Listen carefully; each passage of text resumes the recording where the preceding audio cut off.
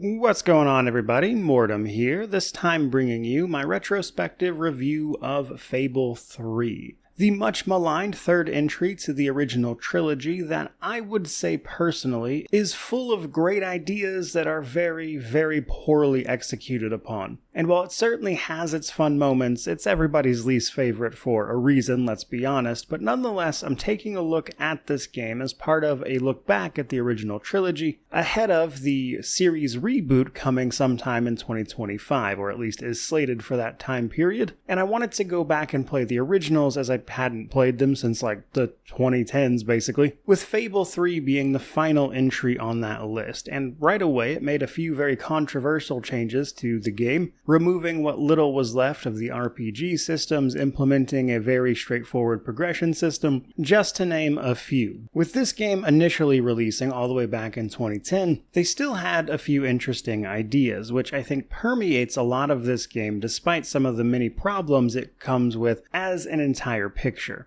Now, to put that in a different way, if you've watched the channel much, you may have heard me talk about Oblivion in the past, and The Elder Scrolls IV Oblivion is a very messy game full of broken systems that ultimately come together to form something unique and really fun to mess around with. Fable 3 is the same in the sense that it's full of, I would say, often broken systems that, unlike Oblivion, don't really ever come together perfectly to create something unique and fun, but rather simply offer a few moments of joy, if not a good total experience. But that said, Fable 3 is not bereft of things I enjoy, mind you. In fact, I think it absolutely has its good moments, and I can still have fun with it in an odd, sort of charming way. But I would say, for most people, it's not really worth going back to take a look at. And that honestly starts with the technical section of the game, which is how can you play this older title that can be a little difficult to get your hands on? Well, the easiest case here is for Xbox players who can just buy and download it and play it on those machines or via Game Pass, but unlike its predecessor, Fable 3 did actually see a PC release, but it is no longer available on PC. But speaking for myself, I actually own Fable 3 on Steam from back when it was available. So that's where I personally played this title, but even then there's some things you gotta know. Fable 3 utilized Games for Windows Live, which back in like 2013 or 2014 closed up its shop. Now that's a problem for Fable 3 in particular because Games for Windows Live was the delivery mechanism for all of its DLC and things like that. Meaning that if you even have Fable 3 on Steam, you cannot just download it and play it. You're going to have to do a bunch of other stuff. There's a whole bunch of steps you have to take, but you can get it working on PC with the multiplayer intact, the achievements working, all of the DLCs downloaded and activated,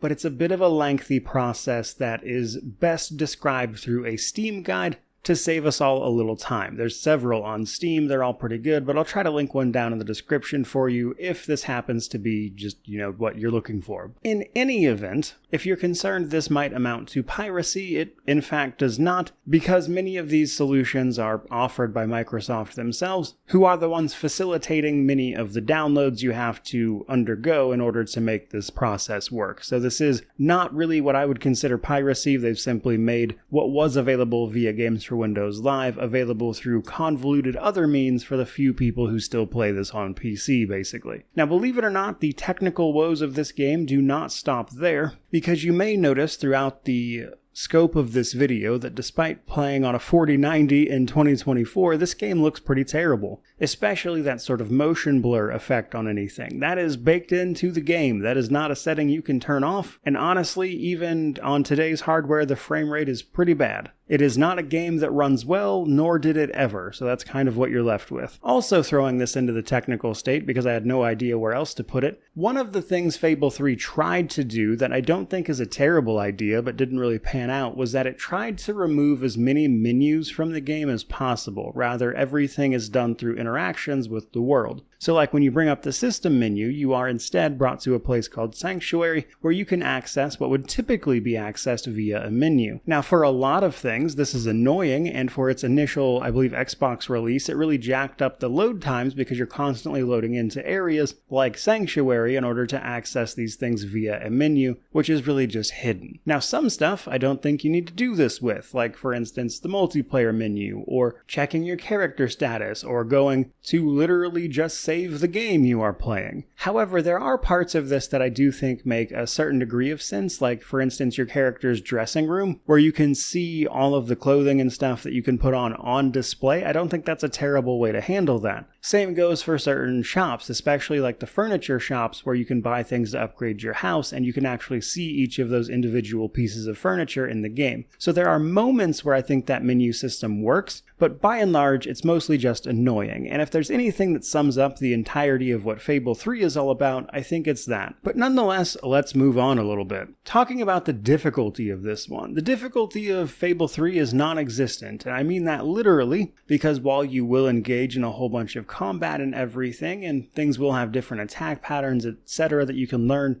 you don't have to do any of that, and the reason is your character is invincible. You may notice you don't have a health bar. Now it is possible to take enough damage that your character gets knocked down, but if this happens to you, you'll lose your progress to the next guild seal that you're working on, the first time it happens, and then nothing.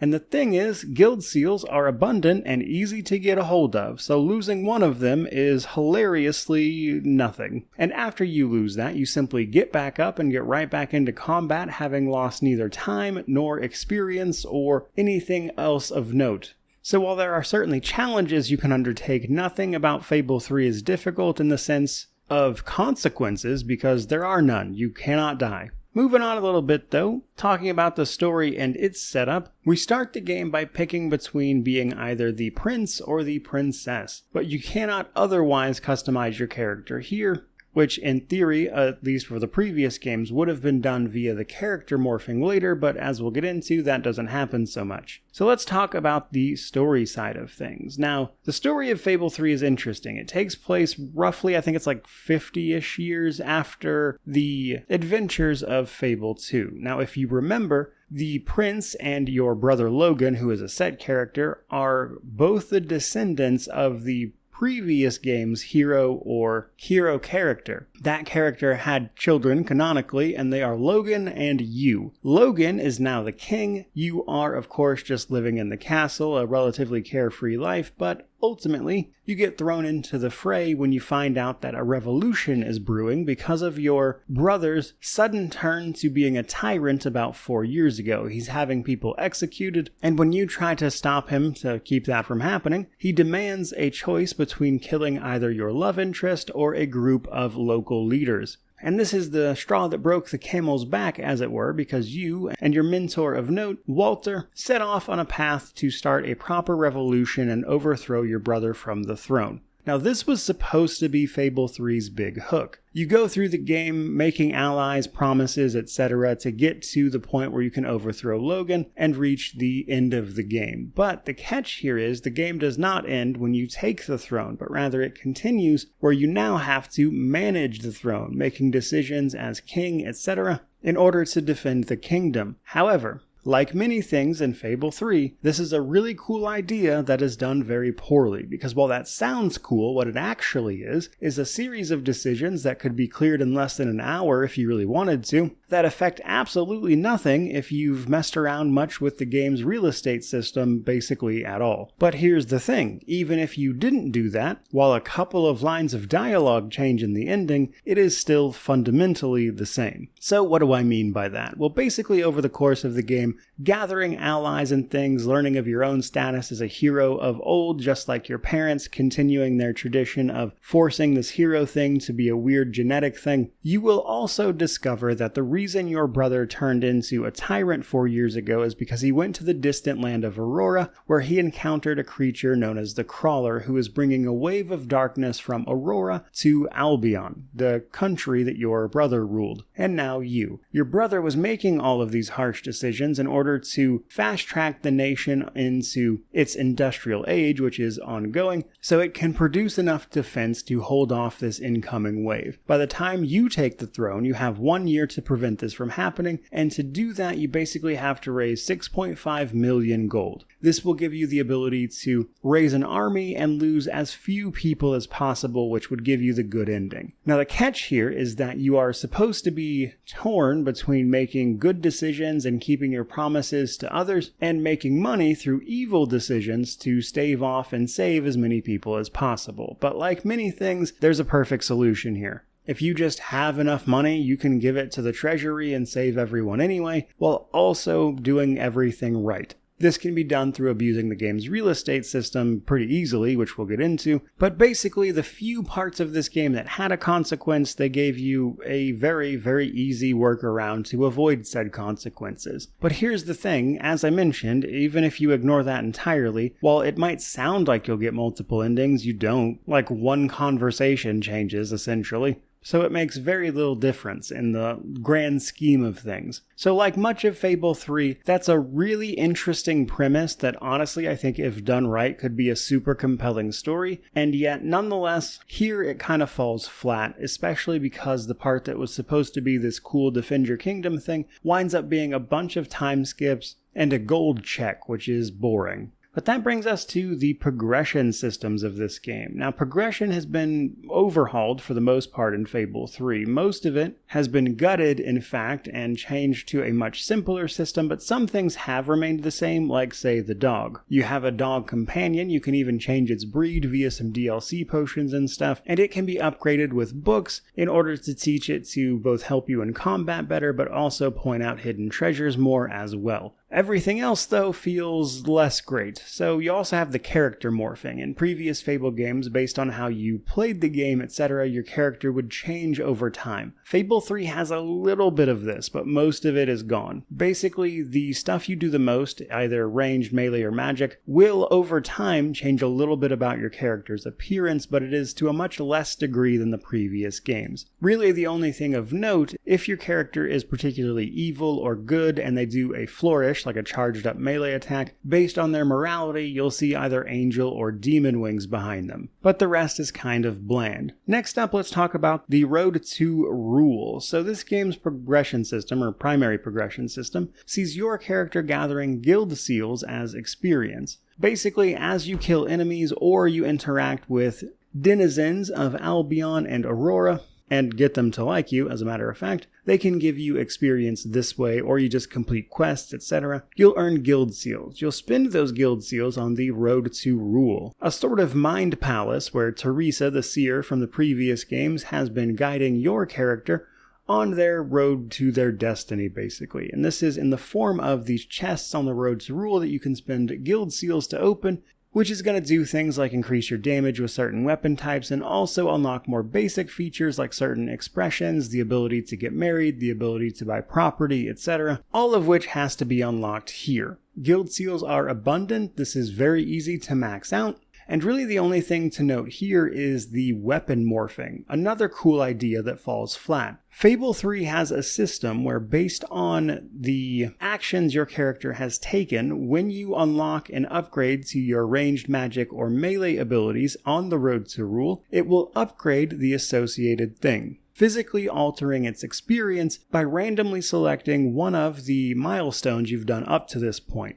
Now, the reason this isn't a very good idea is because the game is heavily weighted towards things like undead enemies, which means that 9 out of 10 you're going to get the bone upgrades because most of what you've been killing is undead, because that's what's available via the story and things you need to do to unlock these upgrades. So they made this cool system where your weapons could change appearance and things based upon this, and special weapons you can buy out in the world even have extra modifiers you can do that can change the appearance further, which is kinda neat, but the bulk of this system only ever sees your weapons looking mostly the same because of how it was implemented. Another cool idea that fails to impress, frankly. Now, some people may remember that the two weapons this primarily affected, the hero weapons as they're called, were terrible weapons and you might not want to use them. Things like the DLC pretty much sorted that out. Other weapons will also be affected by this now, and they have much better stats than the basic hero weapons, but the fundamental problem remains the same. So basically these are stat sticks, and that's to say absolutely nothing of the fact that they've gutted everything about the equipment system anyway, where you used to be able to equip all different sorts of melee and ranged weapons. There were a ton of different spells. That's all been changed. Armor is, just like in Fable 2, purely cosmetic, though you do have more cosmetic options, which I suppose is nice. There's even a couple cool looking armor sets which were lacking from 2, but it's all cosmetic. Your weapons, of course, matter, but for melee you can pick either a two-handed hammer or a one-handed sword. For ranged you can pick a pistol or a rifle. And for magic you can pick one of a few different spells, with the caveat that you can later on dual wield them and cast them at the same time to combine effects. They get away with this, or at least they try to, by moving several magic spells from previous games to potions you can use in combat now, but ultimately it just feels disappointing. Now I will say I like the glove system they use here, where your spells that you learn on the road to rule just take the form of equipable gloves that you put on that you can perform either single target or AoE attacks with, and with the dual wield system I think that's cool. That's better than the charge up mechanic they used in the second title in my opinion, but due to the vastly reduced number of spells available even, it still kind of falls flat. So long story short, they tied a ton of stuff to progression this time around, and most of it winds up feeling bad, even the stuff that sounds cool on the surface. Now that brings us to the gameplay side of things. So first and foremost, your hub, if you will, takes the form of Sanctuary. When you hit escape to go to the menu, this is where you'll be transported, and it's where you'll do basically everything to equipping and customizing your character, checking on your status, saving the game, etc. In the middle of the main room is a big map from which you can select any of the game's available locations. There's not a lot of them. Fable 3 is a short title, but what I wanted to note here is that the actual physical map that they try to show you of any given area is useless. It is not representative of what that location looks like when you're in said location. In fact, many of the buildings are just straight up wrong. But nonetheless, clicking into a location gives you the option to fast travel to it basically at any time, and then it'll also give you some information about anything that might be going on there, like quests, demon doors, silver keys, etc. Now, all of these locations, pretty much as usual for this series, are divided up between wilderness and settlements. There's much less wilderness overall here than previous games as well, but the towns in particular are a little more fleshed out. They've enhanced some systems, but locked off many of those systems behind road to rule progression, requiring you to have unlocked individual interactions before you can take them, such as, of course, buying property, and then later on buying shops, etc. And then later on, even romancing and marrying certain NPCs. And this is a system that is also a little more fleshed out with things like initiating divorces and other tiny little interactions. But then you have that property ownership, which you'll likely need to do if you want to get married and have kids, which can grow up to toddlers even in this title. And property works mostly the same way it does in 2, in the sense that you can buy stuff, rent it out, choose to move in, redecorate it to increase the value, to increase the rent, buy shops, adjust their prices, lower high, etc. All that contributes to your morality. But they also introduced upkeep. Basically, every house or shop you buy has a percentage of its condition, and it'll go down over time, basically every time they pay you rent. And if it reaches 0, they'll stop paying you rent.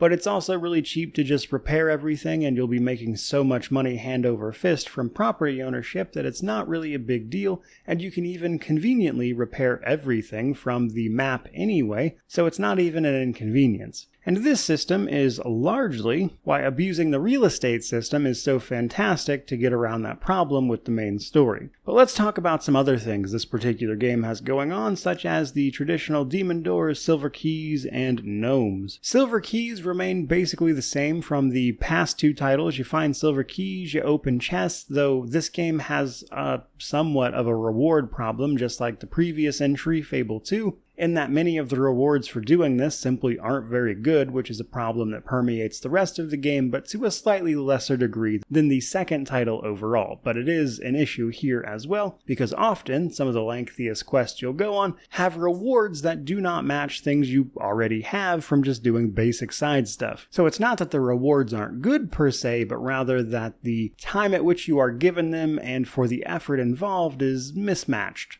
And for things like the silver keys and the demon doors, it's not uncommon for the reward within to be just like a lot of gold and whatnot, but that doesn't matter because you're a real estate mogul in this game and raking in millions hand over fist. You can literally make hundreds of thousands like every 5 minutes. But let's talk about the demon doors, a staple of the Fable series that somehow they've also made worse. Basically, the demon doors function as the previous games. They have some task for you, you perform it, they open, you get a reward, except this time there's only a handful. There's 7 with the DLC, all of the rewards are terrible. One of the doors is locked behind a multiplayer thing, and good luck getting that open these days. So they took one of the more interesting things from Fable and also made it fail to impress. And then lastly we have the gnomes. This is basically the gargoyles from 2 all over again. You have to do a side quest to initiate this, but basically there is smack-talking gnomes all around the world, and you have to find and shoot them in order to get them to go back to where they belong.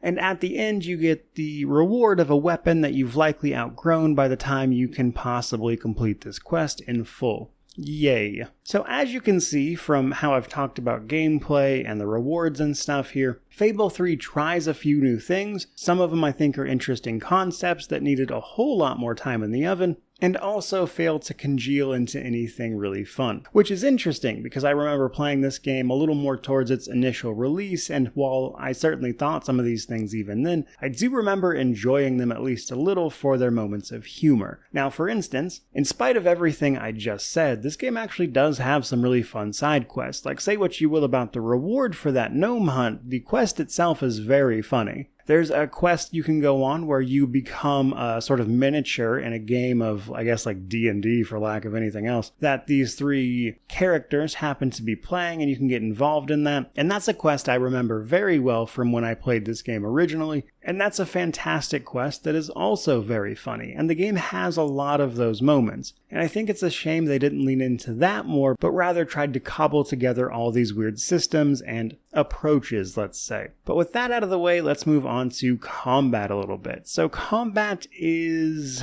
not for me, to put it politely. Our melee, ranged, and magic, of course, are our approaches to combat, but really it's just a button mash. Like I said, you quite literally cannot die. It is not possible. You will just get back up and keep swinging. The only challenge this game can present to you is via numbers. It only introduces a couple new enemies to the series as a whole. At the very end of the game, there's hardly any boss fights at all, and it's basically just Hobbs and undead all throughout, with really only one of the DLCs trying to introduce anything new and fun in that regard. So you'll be fighting the same old stuff from the previous 2 games with basically 0 iteration or variety, progress, etc., whatever you want to call it, since then. And they're all pretty easy to kill if you've been keeping up with your progression, so in some cases you can literally just stand still and say shoot at them and they'll all die before they can even get to you, regardless of your chosen method of attack here. You can do a flourish with basically any of your weapons, which is like a charged attack, but it's highly unnecessary in most cases, and the little bit of this system I do like isn't nearly fleshed out enough to really be compelling. Now mercifully, to be honest with you, this game is super short and there's not a lot of combat in it to begin with, so this may not even be an issue for you, but the only thing I really genuinely enjoyed about Fable 3's combat is the spell combination system, but again, they even gutted your available spells, so you can't even get too crazy with that, which would have been really fun. Which could be somewhat said for the rest of the game as well, like melee for instance. They gutted all of those different weapon types, ranged. I think they even removed like the aiming system from the second one where you could like sub-target individual body parts and things like that.